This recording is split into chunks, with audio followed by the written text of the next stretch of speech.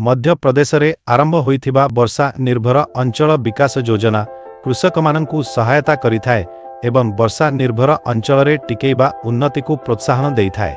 यह एकत्र कृषि प्रणाली पद्धति सहित कृषि बागान पशुपालन एवं कृषि वन जोगाजोग करे, जहा अधिक उत्पादन, कम जोखिम, भल माटी, पानी संरक्षण एवं पशु सहायता देइथाए।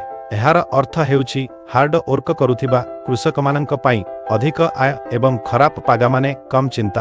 आवेदन करिबा पई निकटतम कृषि विभाग कार्यालय को जांतु एवं वर्षा निर्भर अंचल विकास योजना पई आवेदन करिकु कहंतु। सेठारे थिबा व्यक्ति आपणंकु सहायता करिवे। आवेदक माननकु किछि दलील आनिबाकु पड़िबो।